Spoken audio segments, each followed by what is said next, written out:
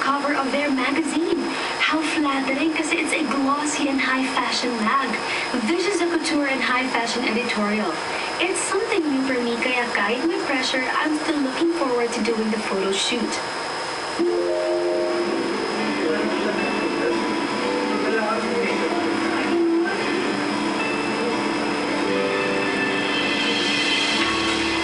Guys, dito ako ngayon sa studio ni Mr. Raymond Isaac para po sa isang pictorial sa isang magazine called Lux Magazine. Yeah, it's first time kong gumawa ng cover shoot for them.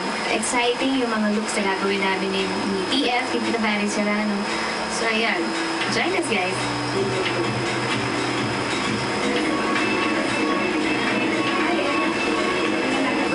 Sa studio ko. So, kung nakita niyo, iba lang naman doon natin. Hindi katulad doon sa bracket niyo ako nakikita doon sa tindahan o sa opisina ng Natasha.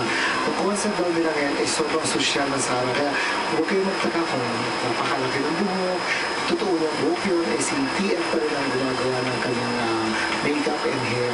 So, ngayon, nangangapaho ako kung ano ang gagawin natin next kasi parang biglaan.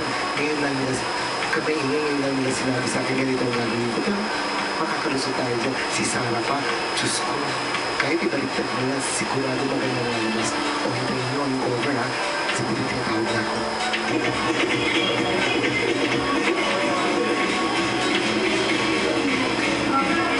We're doing the shoot for her cover for Lux Magazine, September to November issue. This is our first time to get Sarah to do cover for us, and we're really having a good time. Lux Magazine is a product of our love for fashion, our love for everything beautiful, and it began like something very informal, conversation among friends. I have friends kasi we do modeling, so they're into fashion. So parang I started this with Micaela Lagdameo, a model herself, and some other friends. So we started early 2009, so we're on our second year now.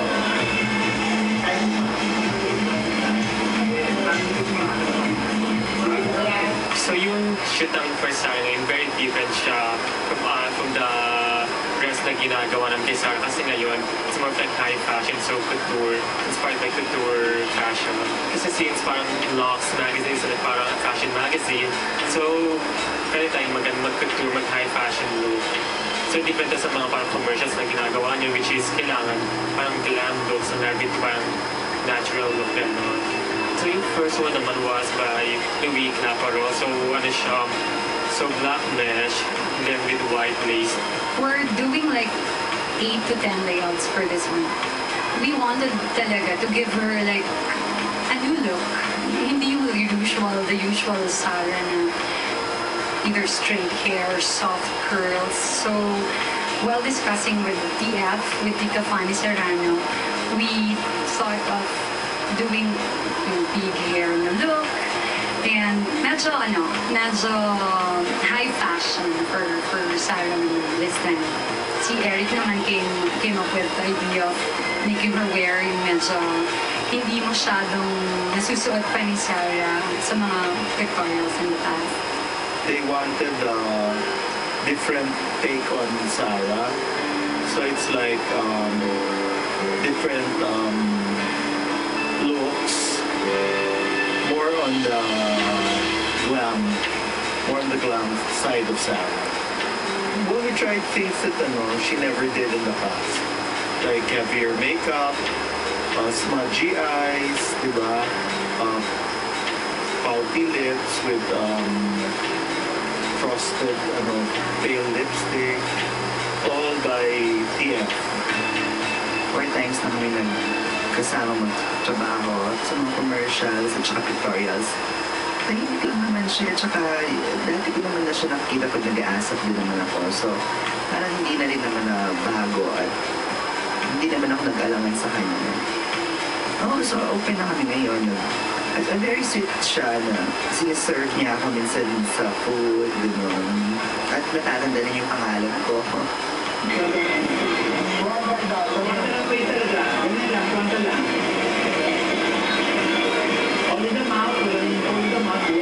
We've been out for 2 years lang, pero we were able na to do, like, the top celebrities that we have in the country. We were able to do Nifa Gutierrez to do cover for us, Ann Curtis. Our latest is Isa Calzado. And syempre now, we're proud that we were able to get Sarah to do this for the first time. Happy New Year. Aside from having talked with like the Viva staff and Boss Vic about her, I was really impressed that when she came earliest from among the lineup that we had for this shoot. So medyo nga ako because I was on my way pa lang but she was already here. And I started calling all the people na kasama namin for the shoot. And yun, Ami Divine even told us na okay lang na kami maghintay. Wag lang sila maghintay sa amin. Which I find really, parang nakaka-impress for a celebrity like Sarah.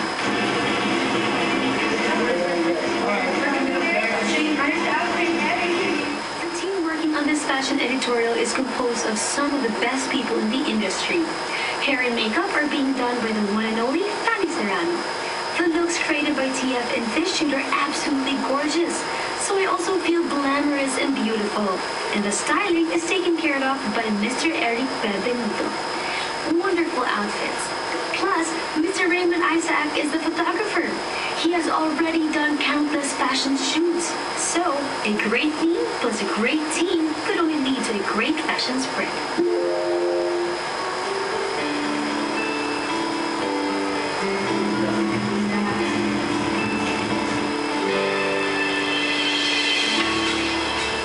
Yes, first time ko pong gumawa ng cover shoot for Lux Magazine. Siyempre, honored naman ako at happy na consider nila ako to be their cover girl.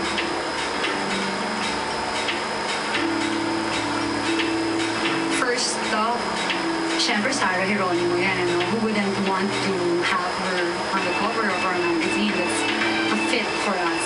Second off, since our company, New Colors, is also producing her What Love Is concert in the Batangas. So we just thought of parang doing this in line with the promotion also of the concert.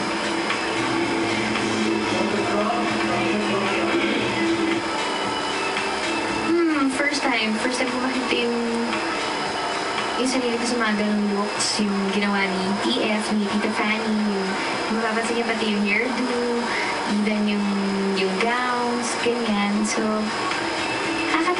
natuwa ako doon sa shoot namin today. Seeing her do her shows on ASAP and the other shows, you can really see na kahit anong isuot kahit anong ipasuot mo sa kanya, bagay. She's not just an icon pagdating sa music, she's also an icon when it comes to yung look. I mean, she looks really good. So, there's no reason why you can't have her for a magazine like this.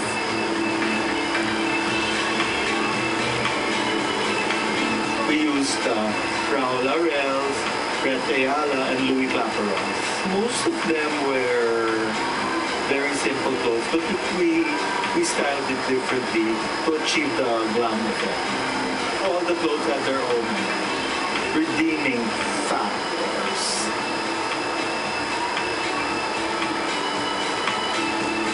Meron din mga creations, meron din mga creations by Brett Ayala. Sa di mama and serial ka na white. So meron din siya parang embodied siya with gold lace. Tapos sheer siya sa bottoms. So nakita yung parang legs niya. Yung one-sided na hair niya, minitin lang namin yung kulot na very flowy, malambot tignan pero still glamorous pa rin. My first time to work with her, I'm really impressed. She really does things na para siyang model talaga. I mean, we don't have to specify the, and I'm sure Raymond is going to agree that he's not having a hard time with Sarah.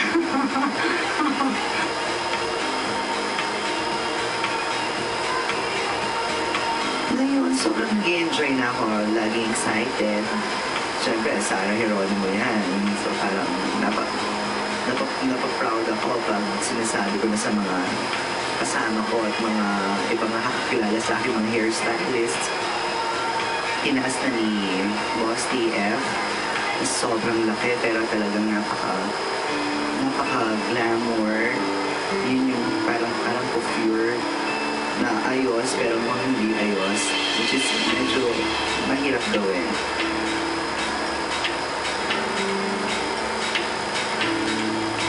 Oo, ang laki na naitutulong kasi sa TF, yun nga paano nag-motivate kasi syempre hindi ko naman kadalasan ginagawa yung mga ganitong theme ng pictorial, ng photoshoot. So, since si TF ay napakatagal na dito sa business na ito, laki talaga na naitutulong at saka hindi na kami nangangapa dun sa hair, kung ano ba gagawin sa hair, sa makeup, alam mo, automatic na lang lahat with TF. Kasi with the experience that TF has, di ba, in the industry, parang, well, you can't go wrong, di ba, following her instructions and her suggestions. So I don't really mind na nandiyan siya and giving, inputs din. So boss, napakabait, napakagaling, nag-iisa lang siya.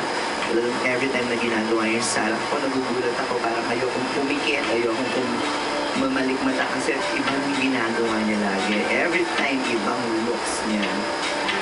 So sabi nga ni Sarah, para daw siyang nag-painting, ang canvas niya ay ang mukha. So, sobrang the best, ang galing, idol ko talaga yung boss. So yung mga gamit for Sarah na yun, kay Raho, so meron kaming long sleeve gown, which is blue and purple. Yeah, we're really having fun. Kasi lahat naman ng the plans that we had for the shoot na sunod. And game si Sarah, walang reklamo. You can let her do anything without hearing any complaint talaga. Syempre refreshing.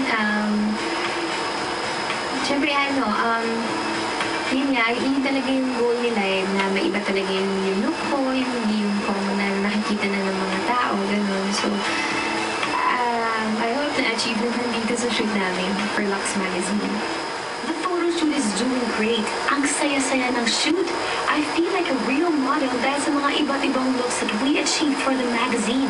Ibang Sarah ang makikita nila dito, so I hope you will embrace the difference. It has been really fun doing the Lux Magazine shoot. Sana magawa ko ulit ito next time. So, which look is your favorite?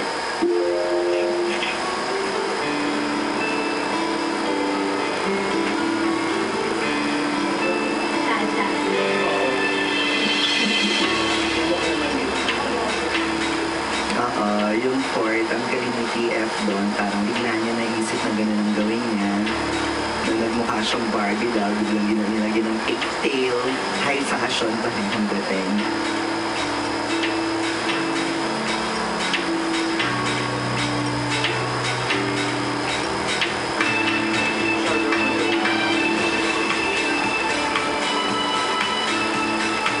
Yung short dress din, by Louis Clapperos din siya, so parang blush pink din siya.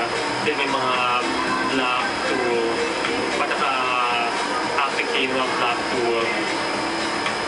Lahat medyo parang pinush na lahat from kulot, kulot na malaki, waves, from up to na talagang napakataas.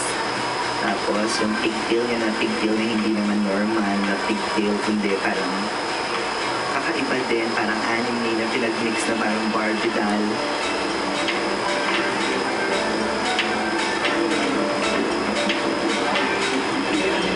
So yung naman, yung magiging parang red gown by Raho din. So ito yung parang effortlessly chic, parang hinge na sa waist and then parang drape na yung buong gown.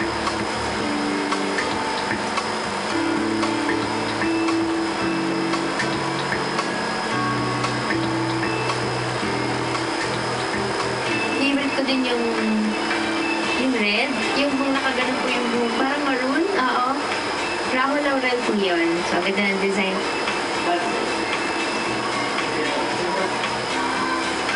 I think, each hairstyle matched the dress. So, per layout, I think perfect yung ginawang hairstyle ni Tia. Wow, we really expect this to be sold out, syempre, no? Knowing that Sarah has a lot of followers. And I even heard nga na some of her fans really buy not just one copy, they really hoard copies for whenever she's on the cover of a magazine. So, and aside from that, syempre, parang for us kasi it's more of an accomplishment na we were able to do, Sarah. Oo, mas madali talaga kasi with si Sir Raymond, tagal na kami nagkakatrabaho. Sabi nga niya, nakuha niya yung lighting, yung tamang lighting sa akin. So sabi niya, hindi na mabaguhin. So malaki talaga tulong kasi ang hirap pa yung pag-adjust, ganyan. Kung mapapansin mo, ang bilis lang ng shoot natin. Even to sa Natasha, kahit na marami tayong layouts, pero natatapos naman ng maaga. Mabilis yung takbo niya. Kasi di ba parang mabilis yung pag-take ni Raymond and then pag-makeup ni TF. So parang smooth flowing yung shoot. Yeah, parang lahat parang nag-collaborate para makupit yung shoot kasi may own take si TF para sa hair and makeup and then si Eric for the styling and then Raymond for the props and shoot itself.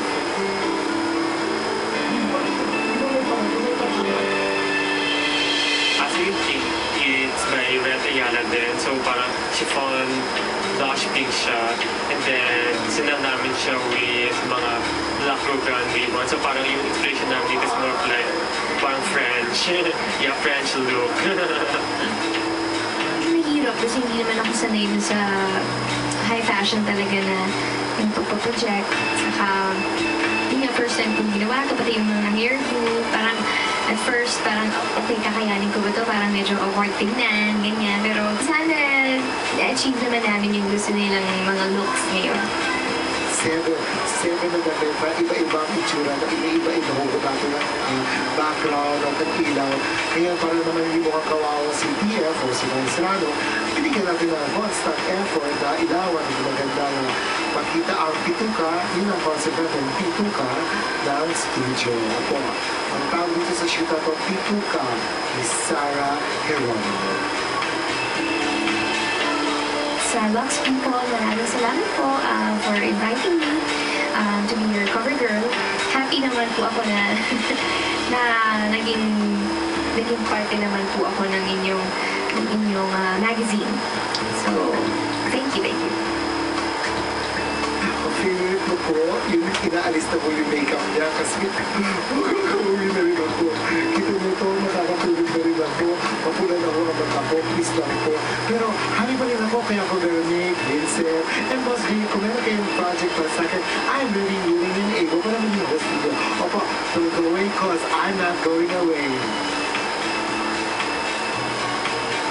Tapos na yung aming shoot for today.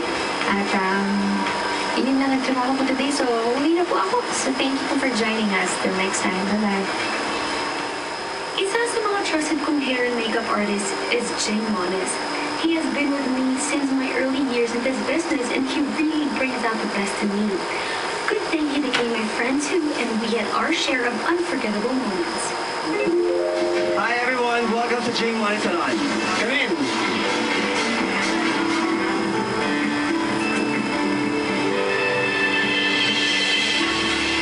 Nag-aalaga po sa akin sa makeup ko. Siya yung gumagawa ng makeup ko, hair yung makeup ko. At yun, yung mga TV commercials ko, siya din po gumagawa. Concerts, gano'n. So, from then on, na-develop ko yung, nag-grow ko yung friendship ko namin ni Sir Gene. Para na rin siyang one of my mentors na rin sa business na ito. And I consider him as one of my closest friends na rin in this industry.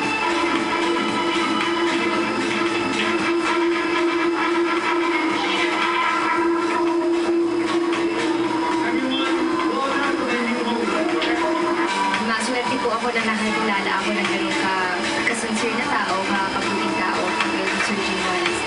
And nag-launch po siya recently ng kanyang second branch ng salon niya po. But unfortunately, sa Alabang, but unfortunately, hindi po ako nakarating kasi meron po akong prior commitment. And yun po, gusto ko lang i-congratulate si Sir Gene. Before po kasi, sila, parang marami po silang owners ng propaganda. So ngayon, Jing Moniz Salon na talaga, the Jing Moniz Salon. Congratulations, Sir Jing, for having 2 branches na sa success po ninyo as a businessman. At syempre, hairstylist na rin. So, yun po, congrats, Sir Jing, and I love you. To have good news, guys, na-cover namin ng event na ito. Watch this. I want to say thank you to Jing for including me in this. And congratulations, Jing. Daming tao, man. And it looks like it's a very successful night. And I'm very, very proud to be your friend. Not only your friend, but also to be a part of this big thing, the launching of Jing Moniz Salon.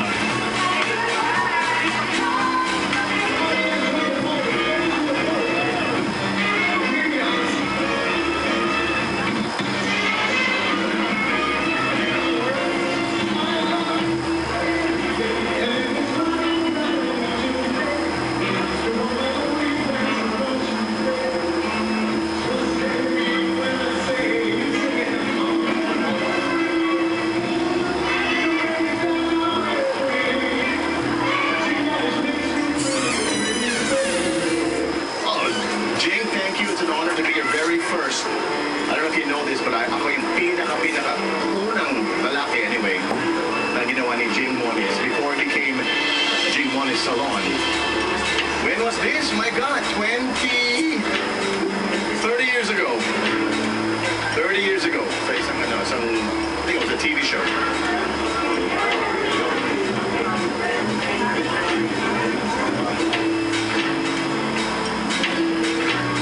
Ayan, ako, Jing. Ever since I start ako mag-model, talagang si Jing na ang nakasama ko sa mundo ng modeling at hanggang sa nagpunta ako sa showbiz, naging manager ko pa si Jing. Kaya actually more than that, sa personal naming buhay, ang tawag namin sa kanya dad. Kasi dad talaga namang mahal na mahal ka namin, ng mga sisters. Kahit minsan nagkakatampuhan, ganun talaga isang relasyon, dumadaan sa mga ups and downs, but it makes us stronger talaga. And all I can say is we're so happy for you and proud of you, Dad, na you deserve to have your own salon talaga dahil ikaw naman talaga nagpapaganda sa aming lahat. Ayan, congratulations, Dad, and more branches to come. 2 na ngayon, 20 more. Ayan, congratulations! I want to wish him luck and more success in his new branch. As in, sobrang galing niya talaga. At wala akong masasabi about him. Sobrang bayat niya and I'm really glad that I met him. And I want to thank him for giving me the opportunity to work under him.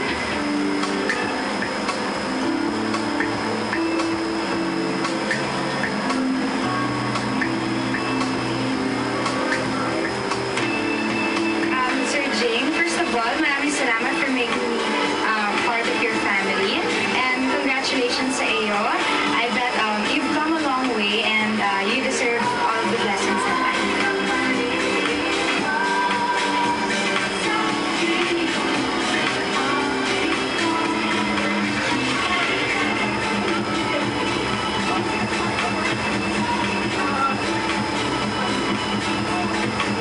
Congratulations, Jing Moniz. I wish you all the best and sana magtuloy-tuloy pa, sana dumami pa yung branches mo. You deserve it. Jing, congratulations! Grabe ang layo-layo naman narating mo. From propaganda ngayon, Jing Moniz Salon na. I'm so proud of you. Dapat lang, you deserve all the blessings. This event will not be great, like some of Cosmopolitan and most beautiful and natural races. Yes, that is you, ladies and gentlemen. And those who will not settle for anything less except the deft and expert hands of a master like Jing. Actually, it's very successful. Actually, maraming salamat.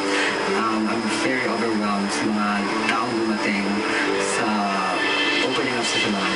I mean, from our Vice President of the Philippines, Jojo Marbinay, I was so touched. Talagang it took time. I know it's busy, and then it took time just to be here for this event. And of course, Miss Chris Aquino was came here. Kahit wala pang tulog, pumunta siya talagang to be with me and to celebrate with me. I'm so glad that I have all of this, all of my muses, all my friends, my family are here tonight, and my clients. Sometimes we are afraid to go out of our comfort zones and to try new things. But we shouldn't be kasi we will only learn more by doing new things. We reach new heights and discover that we can do various things pala. So, don't hold back and keep on dreaming because dreams make life more exciting. Thanks for watching, guys. God bless you. To my next entry, much love, Sarah.